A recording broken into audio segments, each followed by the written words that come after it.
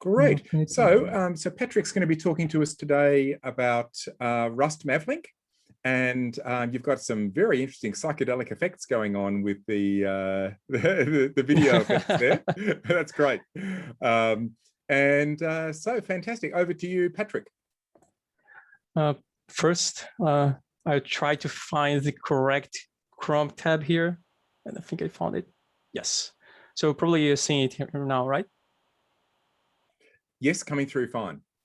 Okay, so I'm going to talk about Rust-MAVLink. To make it a bit fun, it's midnight here in Brazil, so I'm a bit tired, and I'm also sick, so my mind is not working 100%, but hopefully everything will go fine today. First, this is the topics that I'm going to talk about. Who am I? What is Rust?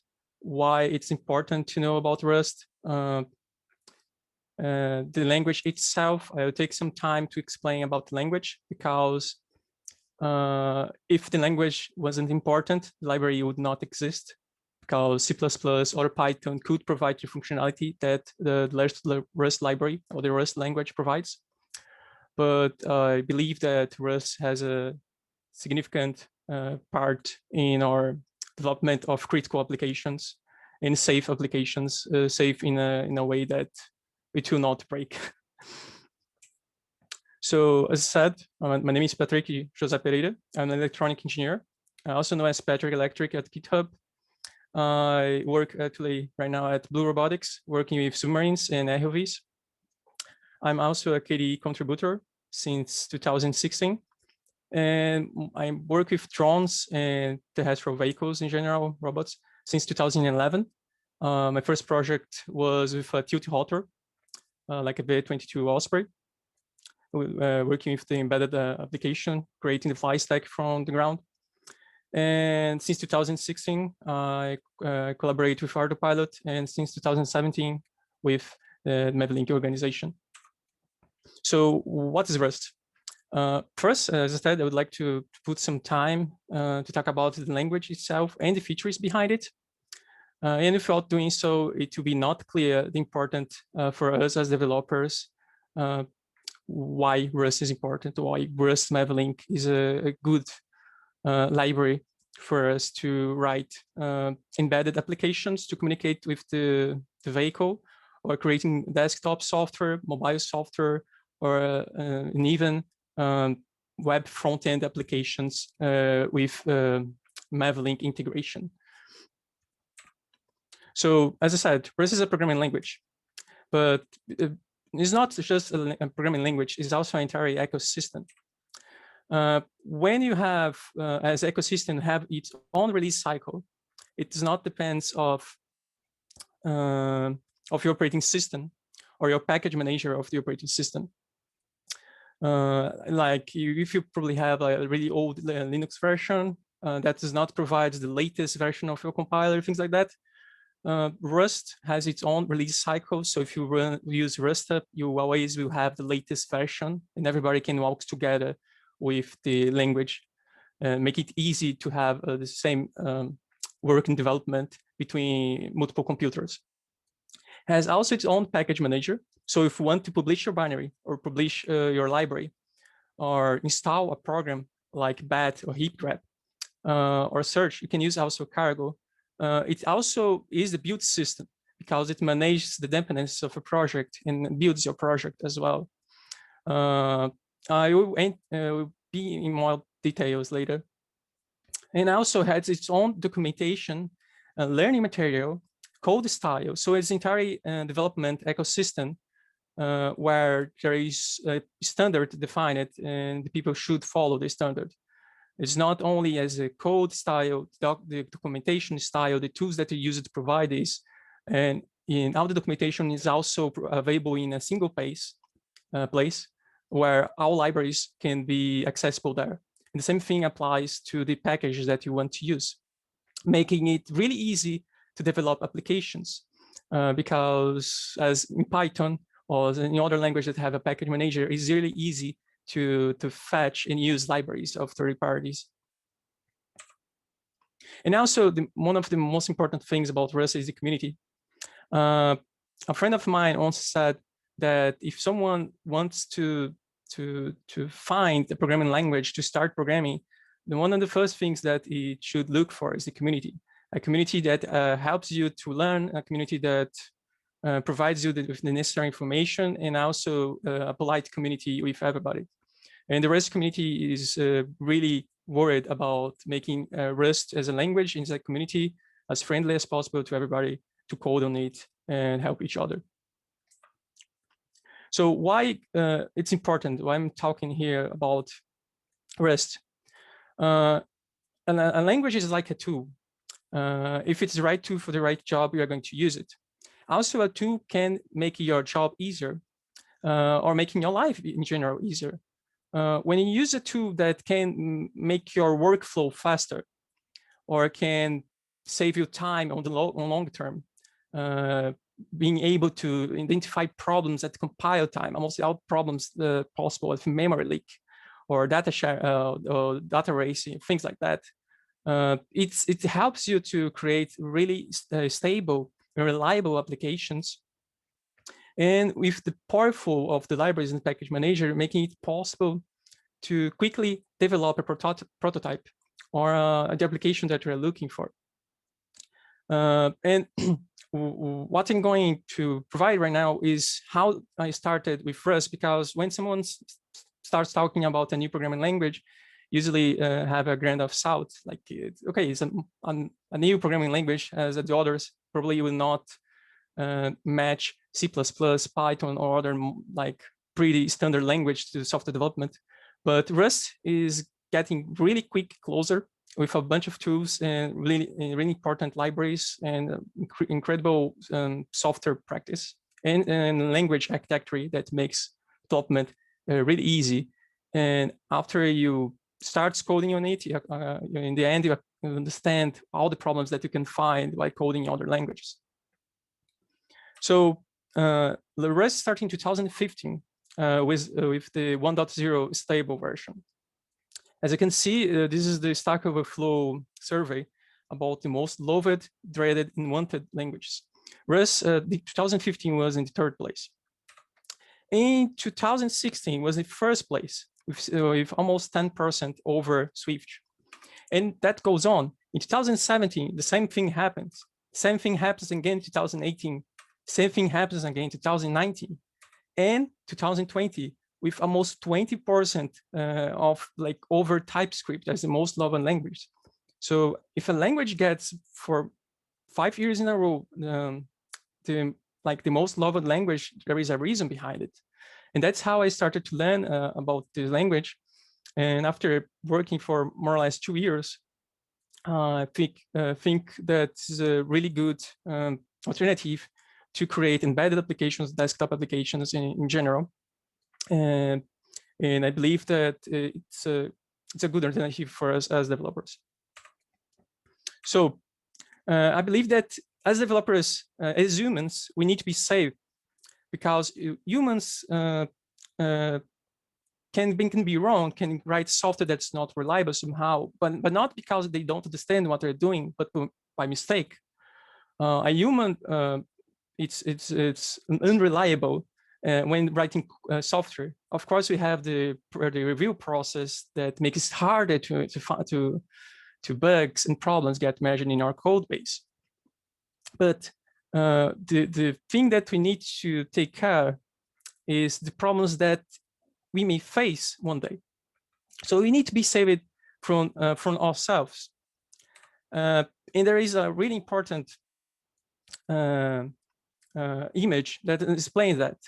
There is the desktop from David Barham, and in the top it says it must be installed to write multi-threaded code, because writing multi-threaded code like in C++ or a language that does not provide data race conditions and things like that, it's really complicated, because you need to think about all problems that you can find. And as probably everybody knows in the industry, it's really complicated to write code that's reliable and really, how can I say that, in a way that will not have problems in the future, or bugs, or security for memory leaks and things like that. So Rust took all the history of the other languages, like C++ example, and tried to learn from their mistakes, or the problems that the language, as in the way that was designed, comes with. So in C++, the good practices are const correctness, as an example, don't expose private parts, don't leak memory, consistent code style. And also there is no default build system, no default documentation style, no default package manager, and also there is no code style in general. And that's a bit problematic, because when you work with multiple projects, multiple organizations, in the end, you need to learn 3 or 4 different build systems. You need to learn 2 or 3 different documentation backends. You need to understand different test engines, making the life as a developer a bit harder. And Rust took all these problems with all the other languages and try to create architecture that makes sense, or it's like not make sense, but in a way that will not have problems to a developer. And the good practice will be forced by the compiler and also by the language itself in a way that was designed. So in Rust, if const correctness is a thing, all variables, when you define, they are const by default. So you don't use the const keyword, you use the mutability keyword as an example. Everything is private by default. So if you have libraries, if you have like namespace and structures, fields inside structures, everything will be private by default. And only the things that are really necessary will be provided as public. And everything needs to be explicit for the developer. Also, there is, for memory leak, there is a really good approach that's called the borrow checker. It checks if a variable was borrowed or moved, and check if the same reference, the same pointer is used in multiple places. It checks if the pointer, the reference, is mutable, because if you have like the same reference that is mutable in 2 different spaces, you have problems with data races. And these everything can be checked in compile time by the borrow checker system in Rust. So in the end, you find a bunch of memory problems in compile time, making almost impossible to develop softwares that are unsafe as in a normal day. Of course, there are things that the language will not detect, but it's really hard. And if you want to be unsafe, you can use the unsafe keyword, and inside there, the compiler will say, okay, I trust you that you know what you're doing, and I will not talk nothing about everything that you were putting here inside unsafe, but I trust you. So it's when you do unsafe code in Rust, it's really explicit that the code is unsafe. And when someone's looking to the code, reviewing the code, it will take like a keen eye on the code to make sure that this is really okay and this unsafe code should be safe for us. There is also the default language code style, the default build system, the default documentation style in the documentation provider, the tools to build the documentation itself, and also the front end to visualize the documentation. Everything is provided by the community. And also with the language, a language is not like really really interesting if you can't deploy your application in multiple architectures. Rust has, if I recall correctly, 81 targets in the tier 1 and tier 2. These targets in tier 1, you're guaranteed to work, and with tier 2, you're guaranteed to make it to run it, like to build it, but it may not run as expected. But in general, I never found a problem with it. I also built for ARM in Arduino AVRs in general, and I never found a problem directly. And also there is the tier 3 targets. There are targets that are in development. These in general, they provided a standard library. So if you have a target in tier one, tier two, and it's not bare metal, you provide the standard library, but of course you may not use the standard library as an option because the language has features on it. It's like in C++ defines, but it's a bit more powerful. And with that, you can disable the standard library, disable features of your libraries that you're using in general. In Rust-MAVLink, when you want to use a specific dialect, each dialect is a feature. So when you use the library in your project, you need to specify that you're using Rust-MAVLink with the feature common or ArduPIlot mega, or with the CERD as a serializer. If you want to create JSONs, TOMs, XML from MAVLink messages. So to add a user target, it's really simple. It's rustup, that is the installer of Rust, target add the target that you want to use, like ARM, Linux, GNU or Must. And to build, just cargo build -- target, as simple as that. And you can see the examples for a Cortex M0 and a Raspberry. And now I'm going to talk about the language itself. This is a simple example of Rust. As you can see, you have the definition of the function main. You have the hello string variable, and you create a string object from a static string hello. And we have the println with hello string. As you can see, you have different types of prints. Here, this is like a pretty debug format, and this is the normal format if you want to print something. Also, if something is not mutable, as I said, our variables are const by default. So if you try to modify a const variable, the compiler will warn you that you are trying to modify a variable, and it says as a tip that you should consider changing this to a mutable, like mut hello string. If you want to read more information about this issue, there is also the rustc explain command that will provide error information about the error that we're facing. So as you can see, the errors are really friendly. And to understand your error that we're facing, the compiler is also providing information like how you can get more information about the problem that we're having here right now. And if you define the variable as mutable, you can modify the variable itself. Of course, if the type, since you're compiling the code, the compiler can choose the correct type that you want to use. If that's not possible, you can also provide a type hint to say, okay, this is this type. Or when you have like a map and you have to collect all the maps output, you can also need to specify a type, because Rust will not understand what type that you want to transform. So the type itself is not necessary because the compiler knows it. So you don't need to be explicit about it. And also, if you use tools in your IDE for the language, it will also provide all types that the compiler is looking for you.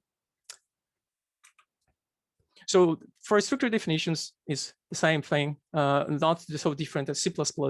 So we define a structure, as you can see here, airplane attitude with row pitch in yaw. And with the attitude, you just define the structure, and in theory, you should print the structure. But that will not happen, because in Rust, it has traits that's something closer to concept in the new C++ standard. So for that, it's saying that airplane attitude cannot be formatted with the default formatter. The trait standard format display is not implemented to airplane attitude.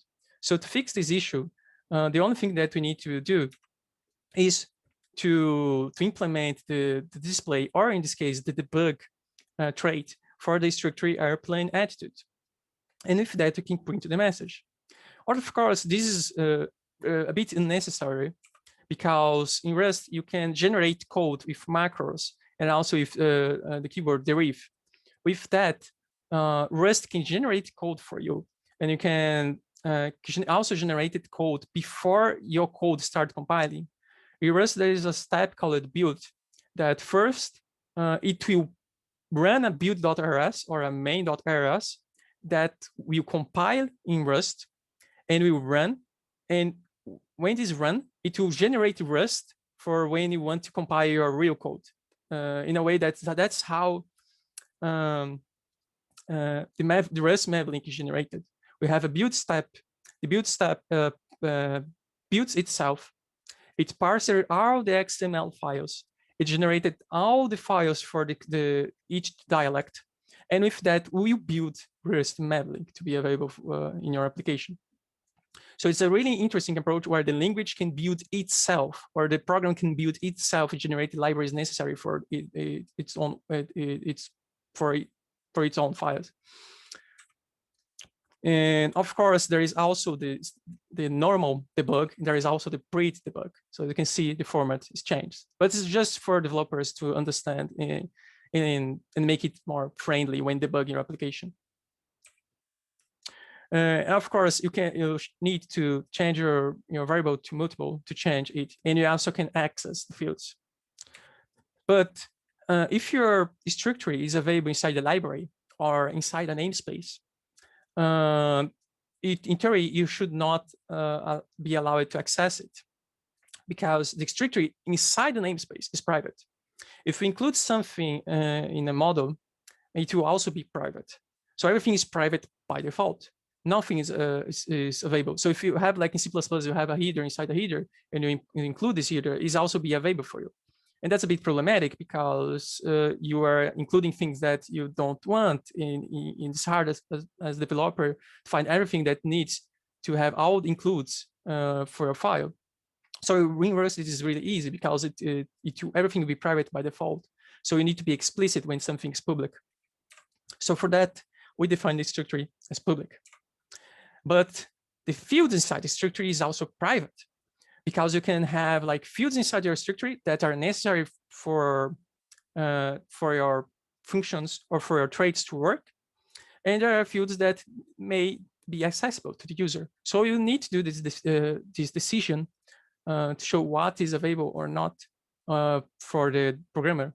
So it is a way to communicate when creating the API to the developer, like, don't do that, use this function if you want to create, or you enforce the idea to how to use API in the way that you use your software architecture. So when you define out fields public, you can modify and do everything that you want. So as an example here, this is about the borrow check. Here you have a string variable, and the string variable has a reference to array1, and you can print array1. For now, everything is okay. But if you want to change, you have a multiple reference. Like if you have a pointer, you want to create a multiple pointer, as an example, Rust will not allow it, because you define it first that this is not mutable. And now we want to turn it mutable, and the compiler will not allow you to do such thing. But you can turn the string itself mutable. There is also the problem where you can't have two mutable references to the same for the same object.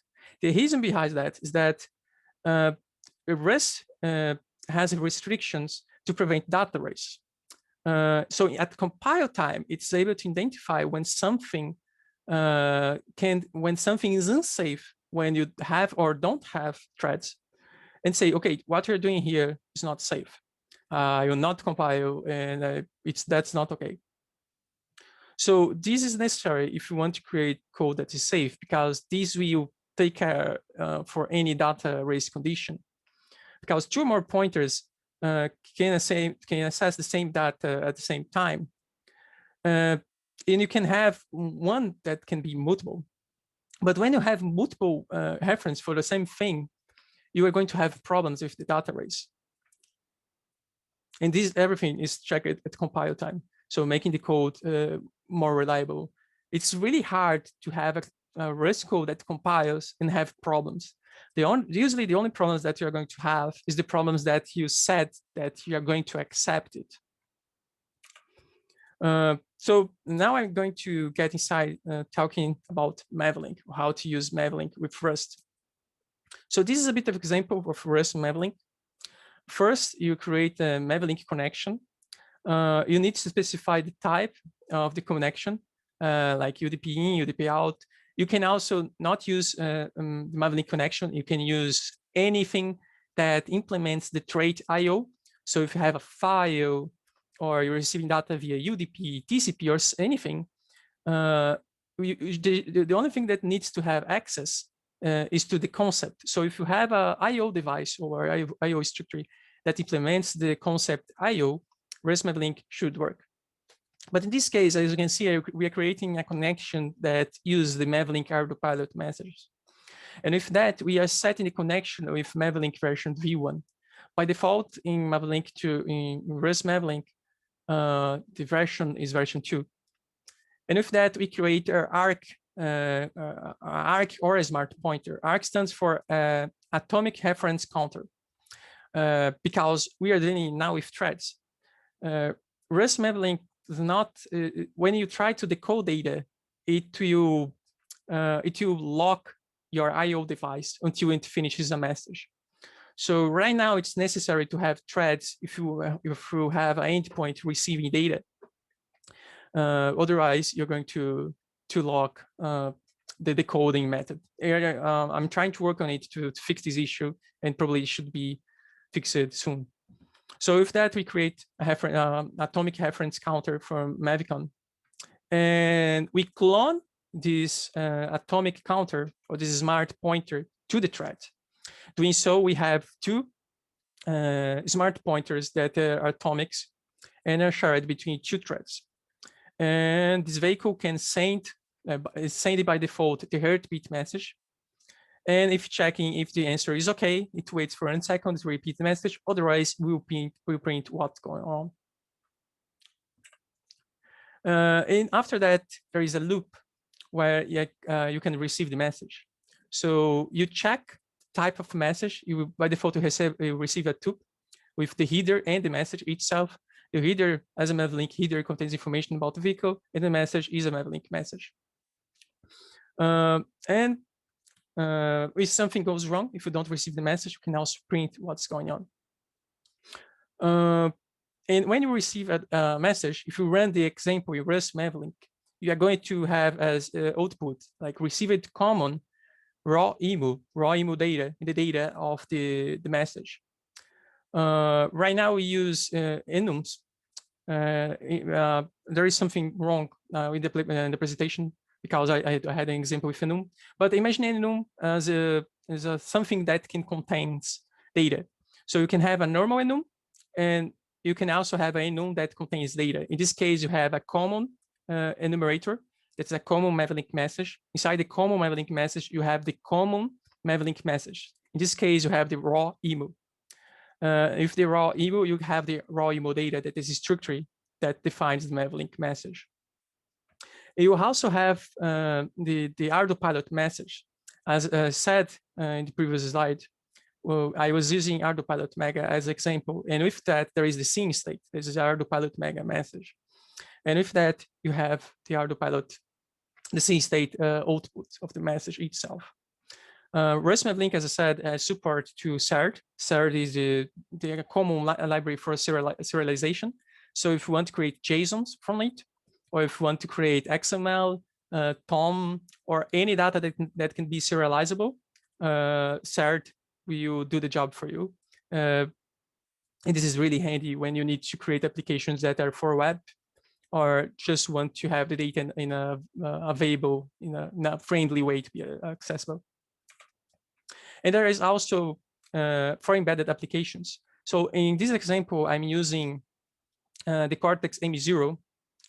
In the Cortex M0, I'm creating the PA2 and PA3, that is the TX and the RX pin. And I'm using the GPIO-A in configuring it to use as a serial port. And with the serial port created, as you can see in the middle of the file, it's necessary to configure the user that wants to use, the pins that you want to use, the baud rate, clocks. So as a normal bare metal development. And you can also split the TX and ARX pins and have two different objects to reference the same pins. And to create, after that, you create a MAVLink header and a MAVLink heartbeat message. Inside the loop, the only thing that you need to do is to write a versionet message that is sent via TX that you're receiving as a multiple reference. So using the IO device to write the header in the heartbeat message. And if everything goes fine, you toggle the LED, and you'll also take a couple of seconds to sleep. And to create the MAVLink message is really simple. You just define a MAVLink header. As in the example, a MAVLink message, in this case, a common message, a heartbeat. It can be a bit noisy because you need to define all the fields, but same thing applies mostly for all languages. You can also create functions that abstract that for you. This type system is really strong, so it will not allow you to put something that MAV type does not support, or something that is not inside your ArduPIlot enumerator in base model in system status. So Rust has such a strong type system that is really hard for you to write code that's wrong, like trying to send something that does not exist inside the MAVLink standard.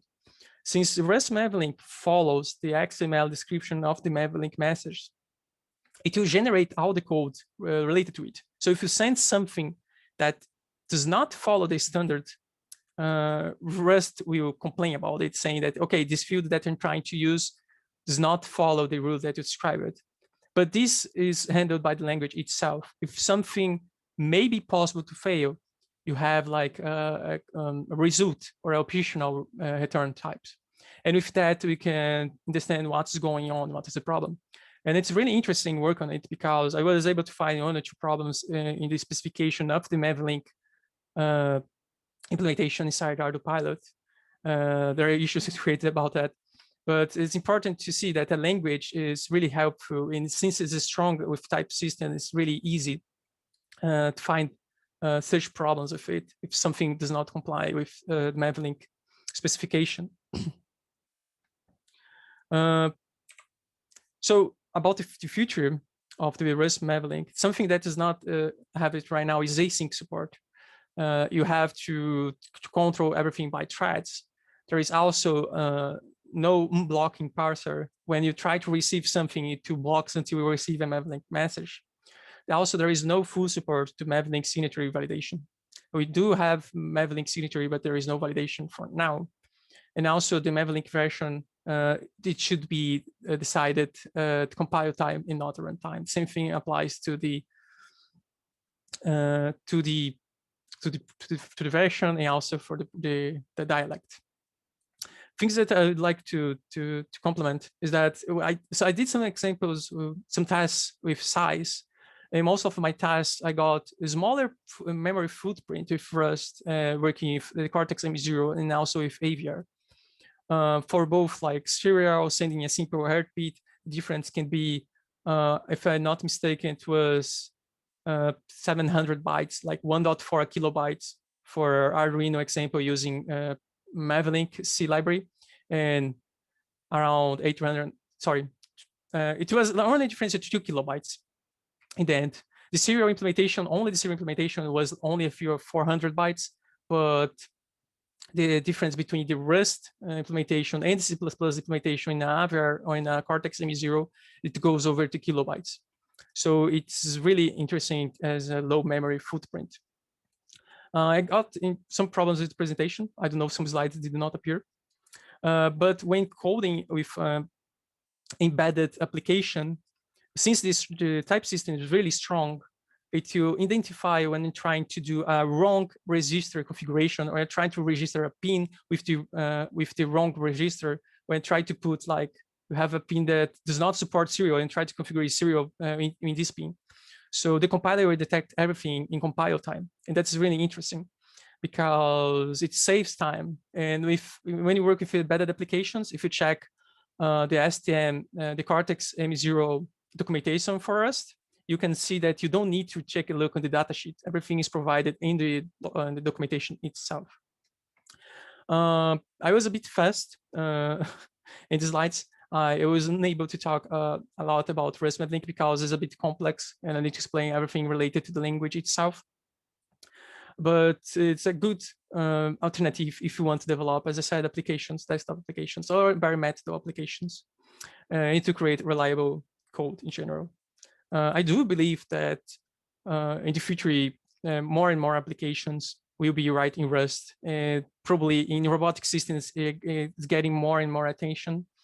And for MAVLink examples, you can check MAVLink to Rust. That is a library or a program that's read MAVLink and provides MAVLink as a REST API, so you can control the ROV via post methods or WebSockets. So you can receive and talk via WebSockets with your vehicle if you want, making it really friendly to communicate with the vehicle without having the MAVLink library itself. You'll only communicate via JSONs that describes the protocol.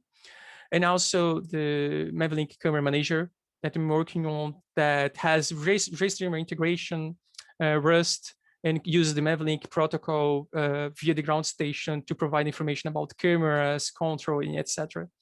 For now, it's really reliable and without much problems as a language. And that's all that I want to say. Thanks.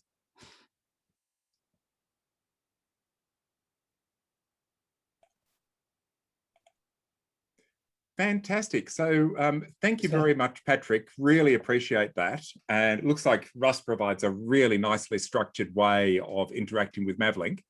So do we have any questions off the floor? Everyone's gone very quiet.